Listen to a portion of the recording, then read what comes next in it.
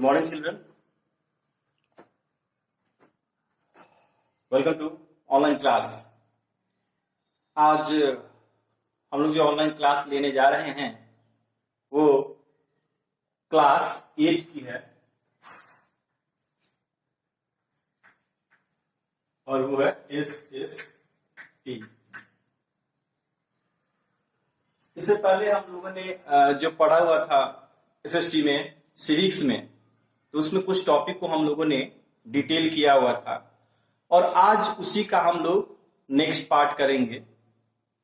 इस वीडियो को, इस ऑनलाइन क्लास को स्टार्ट करने से पहले आपको छोटी सी बात बता देना चाहूंगा कि आप सभी लोग अपना बुक को सामने रखें और फिर हम देख पाएंगे कि हाँ, हम क्या पढ़ा रहे हैं, क्या नहीं पढ़ा रहे हैं और कौन कौन सा टॉपिक छूट रहा है। कहने का आशय यह है कि आपके ये सारे जो टॉपिक है वो इस बुक से सॉर्ट आउट हो जाएंगे और उस सारे टॉपिक को यहां मैं लिख के डिक्लेयर करूंगा। चलिए तो देखते हैं आज का कुछ टॉपिक है। जो नेक्स्ट टॉपिक क्या है हमारा, नेक्स्ट टॉपिक है हमारा लॉ एंड डिस्ट्रिक्ट। तो ये टॉपिक से हम लोग स्टार्ट करने से करने से पहले मैं कुछ बता देना चाहूंगा आप लोग को कि जैसा कि हम लोग सभी जान रहे हैं, समझ रहे हैं कि जो बीमारी जो अभी फैलती जा रही है कोविड-19, उस बीमारी से दूर रहने के लिए हमें सजग होना पड़ेगा और न्यूज के जरिए भी हम लोग टच में हैं और बता भी सकते हैं कि हम लोग कहां कहां ये सभी सारे जो सस्पेक्ट जो है वो पकड़े जा रहे हैं कोविड-19 के। तो इससे अवेयर हम लोग को रखने की जरूरत है और हम लोग अवेयर रहेंगे तभी जाके इस खतरनाक बीमारी से हम लोग दूर रह पाएंगे। चलिए तो आज इस क्लास की शुरुआत हम लोग करते हैं।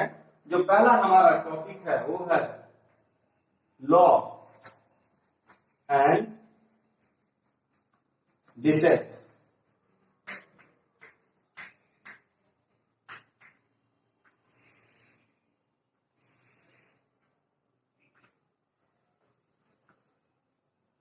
डियर स्टूडेंट, आज हम लोग जो ये पढ़ रहे हैं लॉ एंड डिसेक्ट्स, ये क्या है?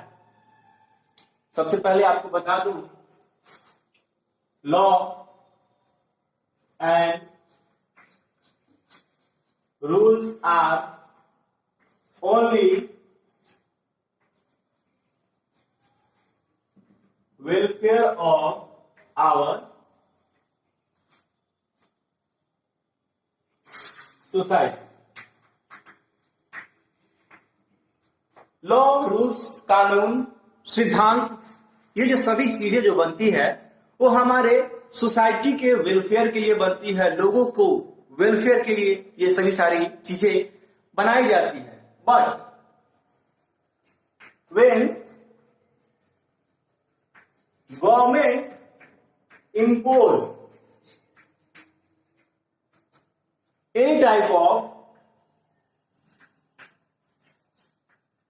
any type of rules and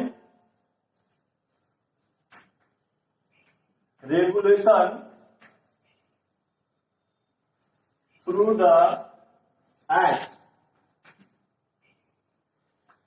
अगर कोई भी गवर्नमेंट, कोई भी सरकार अगर इन चीजों को बिना किसी जाने कि हाँ, हम जो करने जा रहे हैं, हम जो इम्प्लीमेंट करने जा रहे हैं, क्या इम्प्लीमेंट कर रहे हैं, ये जरूरी है इन चीजों को जानना क्या चीज। लेकिन when government impose any type of rule, कोई भी गवर्नमेंट अगर इम्पोज करती है, अगर लागू करती है, तो इस चीजों को देखना पड़ेगा कि हाँ, ये पब्लिक ठीक है, तो पब्लिक यानी पीपल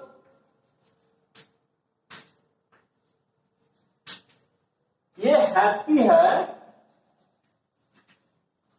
या अनहैप्पी है। ये पब्लिक हमारी हैप्पी है या अनहैप्पी है। ठीक है, चलिए आज देखते हैं। उसके बाद क्या करते हैं, एक क्वेश्चन यहां उठता है, what should the people do, क्या करना चाहिए इसमें? What should the people do. If we look at एक हमारा इसमें आप जब इसको चेक करेंगे लॉ एंड डिस्ट्रिक्ट में, तो एक इवेंट हमारा दिया हुआ है, एक इवेंट वो दिया हुआ है। वो क्या है हमारा? दांडी मार्च। दांडी मार्च की जो यात्रा है वो दी गई। तो दांडी मार्च की जो यात्रा है वो प्रारंभ कब हुई थी? 12 मार्च से 1930। 12 मार्च 1930 से स्टार्ट हुई थी और 6 अप्रैल 1930 को यह खत्म हुआ। दांडी मार्च एक छोटा सा वाक्यांश जो हमारे देश में घटा था, ये एक मार्क करता है सिविल डिसोबीडियंस। ठीक है, सिविल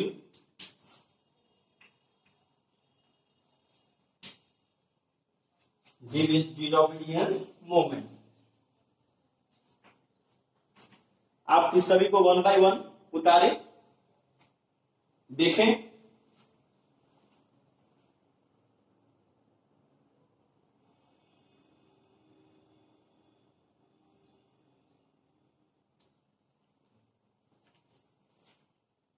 आपने देखा? तो आज हम इस सभी चीजों को जो करने जा रहे हैं, हम देखेंगे, हम पाएंगे इस इवेंट के बारे में मैं जो बताने जा रहा हूं। यह टाइम था जब अंग्रेजों के अधीन हमारा भारत देश था और इस अंग्रेजों ने हम लोगों को इतना प्रताड़ित किया, इतना अवहेलनाएं इसकी हमें झेलनी पड़ी। उसमें ये दांडी मार्च की यात्रा जो है वो सबसे अहम है, जो कि सविनय अवज्ञा आंदोलन के नाम से जाना जाता है। यह 1919 की एक जालियांवाला मैस्कॉट घटना हुई थी, उसके बाद में ये हुआ था।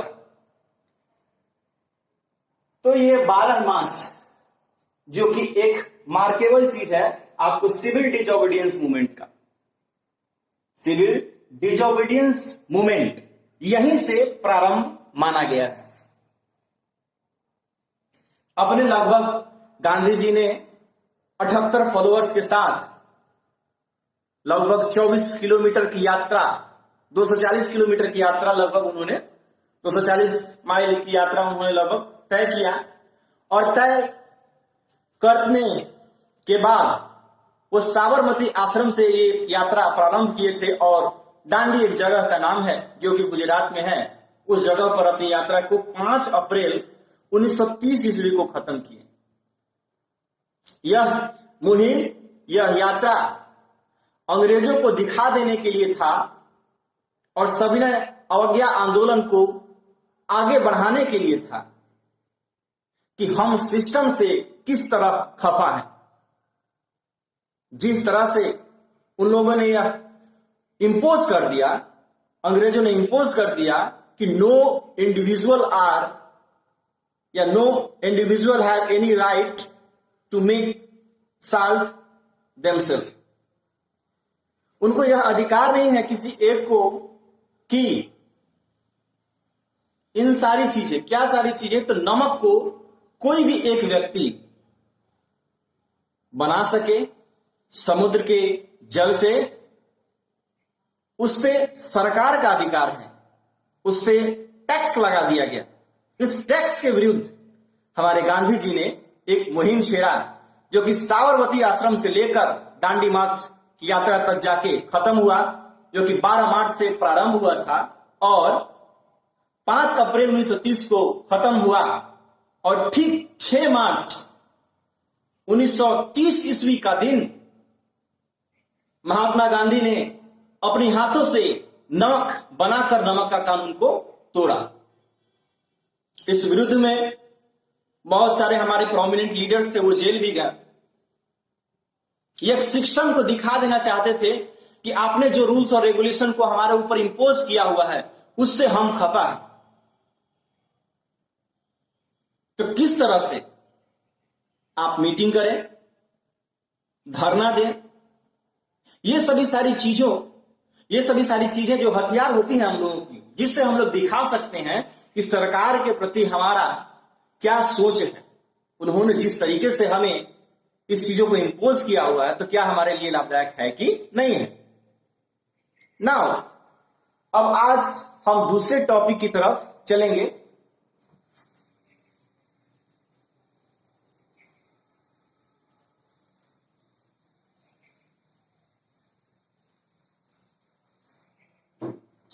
दूसरा टॉपिक है एंटी लीकर मूवमेंट। दूसरा टॉपिक है एंटी लीकर मूवमेंट।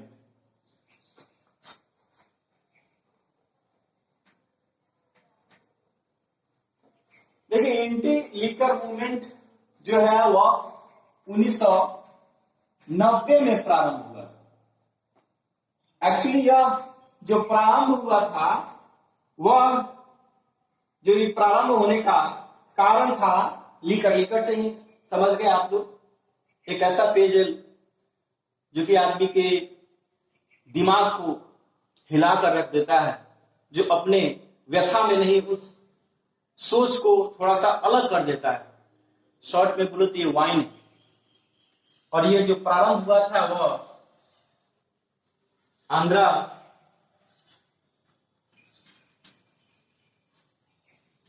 प्रदेश में एक नेलोर जगह है,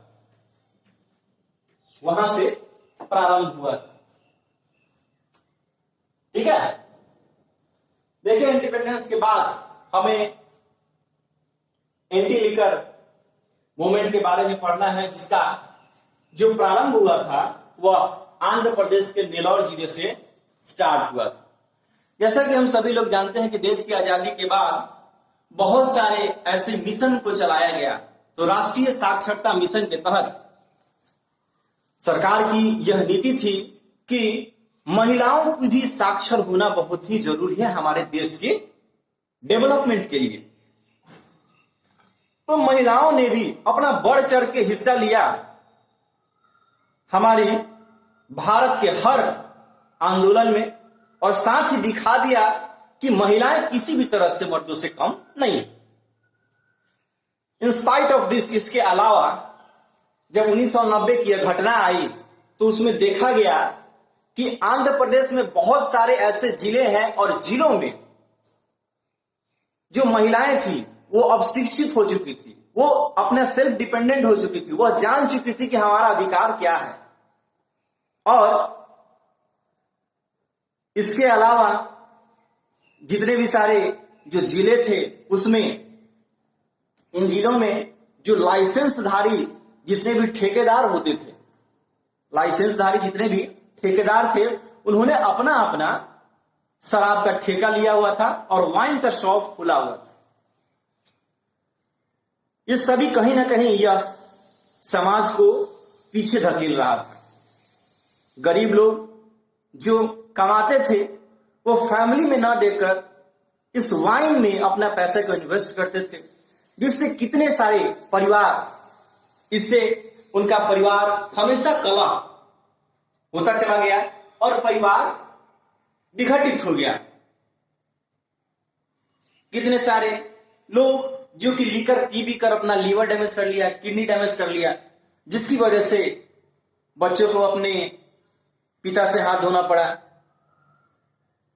वाइफ को अपने हस्बैंड से हाथ धोना पड़ा। ये सारी घटनाएं का क्रम चलता चला गया। इसी में हमारी कुछ महिलाओं ने नेलोर जैसे शिक्षित जिले से एक मुहिम स्टार्ट किया, आंदोलन स्टार्ट किया, प्रारंभ किया, और उन्होंने यह ठान लिया कि इस लीकर मूवमेंट में हर कोई सामने आएगा और दूसरे को भी अवेयर करेगा कि इस लीकर यानी इस शराब से क्या क्या हानियां हमारे परिवार को होती है, हमारे देश को होती है। बहुत सारी चीजें उनके सामने आई, जैसे कि लाइसेंसधारी जितने भी थे उनमें यह प्रॉब्लम था कि सरकार को सबसे ज्यादा रेवेन्यू वहीं से आता था।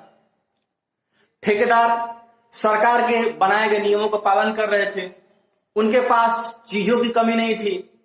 ये सारी चीजें महिलाओं के आंदोलन को दबाने के लिए काफी था, लेकिन फिर भी उन्होंने हार नहीं मानी और अंततोगत्वा यह पूरा आंध्र प्रदेश में मूवमेंट फैला और इस मूवमेंट का श्रेय सारी औरतों को गया और राष्ट्रीय साक्षरता मिशन को गया और अंततः इसको बैन करना पड़ा। आज भी हमारे देश में ऐसे कुछ राज्य हैं जिसमें इन सारी चीजों को बैन किया गया है। अपने बिहार को ही ले लीजिए, बिहार में बैन है, गुजरात में बैन है, बहुत सारे हमारे केंद्र शासित प्रदेश में इसको बैन किया गया है।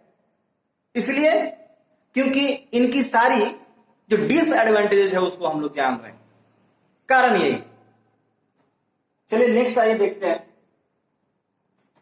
नेक्स्ट क्या है? Salt Satyagraha.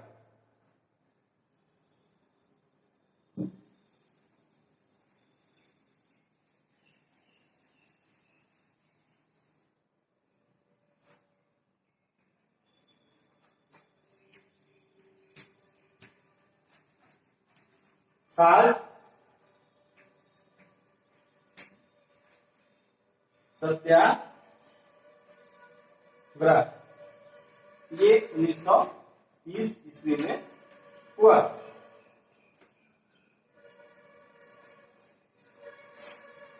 It was imposed by British in India. It was imposed by British in India. यह ब्रिटिश के द्वारा लागू किया गया यह एक भारत में कानून था, ठीक है। गांधी जी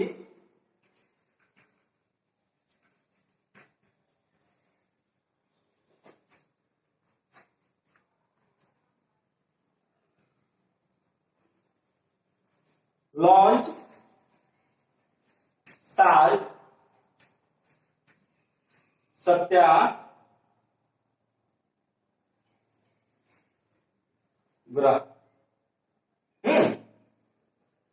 और साल्ट सत्याग्रह। आज नेक्स्ट टॉपिक है साल्ट सत्याग्रह, नमक सत्याग्रह आंदोलन, जो कि 1930 ईस्वी में लागू हुआ। जैसा कि पहले ही मैंने बताया था कि कोई भी इंडिविजुअल व्यक्ति है जो नमक नहीं बना सकता, इसको सिर्फ सरकार का ही अधिकार है, ब्रिटिश हुकूमत का ही अधिकार है। ये नमक बनता है तो उस पर टैक्स लगेंगे और इस टैक्स को ना देने के लिए, इस टैक्स के विरुद्ध हमारे जो प्रोमिनेंट लीडर थे, हमारे महात्मा गांधी, जिन्होंने यह साल्ट सत्याग्रह मूवमेंट 1930 ईस्वी में चलाया और यह इतना ज्यादा प्रभावित हुआ कि इससे प्रभावित होकर इन्होंने अपने देश के सारे वासियों से आग्रह किया कि वो भी सामने आए। छात्रों ने स्कूल जाना बंद कर दिया, वकील कोर्ट जाना बंद कर दिए, शिक्षकों ने पढ़ाना बंद कर दिया, फॉरेन गुड्स पे उनको बॉयकॉट किया गया, चरखा को आगे बढ़ाया गया, प्रमोट किया गया। ये सारी चीजें का यही साल्ट सत्याग्रह का देन है। नाउ अब दूसरा टॉपिक हम लोग लेंगे, वो है हमारा रूल ऑफ लॉ।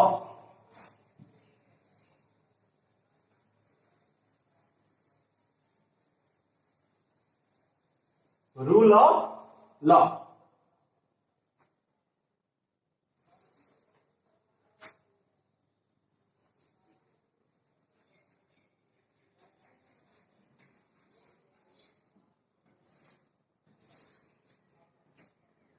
चलिए, रूल ऑफ लॉ में क्या है?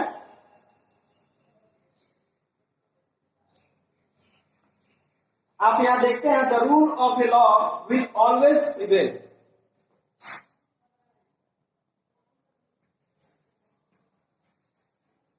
Rule and law, rule and law will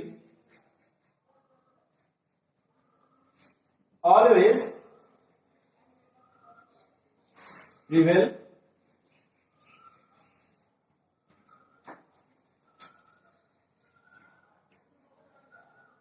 दूसरा है the rule of law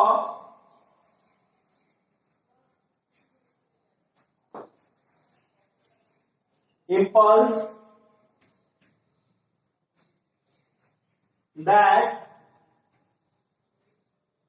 no one is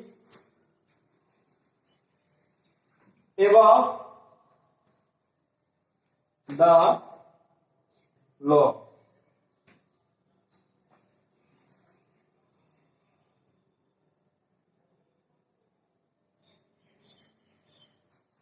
It is not only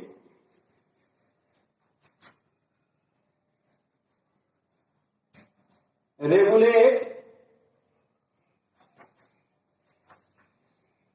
the power but also stress that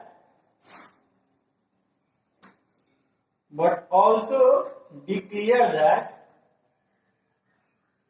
all people are equal। चलिए देखते हैं rules and law, कानून का नियम। देखिए rules and law will always prevail. Rules और law जो है वो हमेशा सम्मान की नजर से देखा जाता है, और ये जरूरी भी है। अगर किसी गवर्नमेंट के अधीन अगर हम कर रहे हैं तो उसके रूल्स को, रेगुलेशंस को, कानून को मानना हमारा कर्तव्य बनता है। तभी जाके एक बाइज्जत शहरी, बाइज्जत हम लोग अच्छे एक सिटीजन कहे जाते हैं। The rule simples that no one is above the law. Rules और रेगुलेशन अब हमेशा यह कानून दर्शाते हैं कि no one are distinguished on the basis of their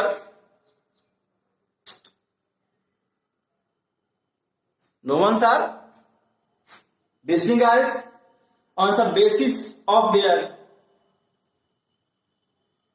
caste, religion, color, place, subcaste and etc।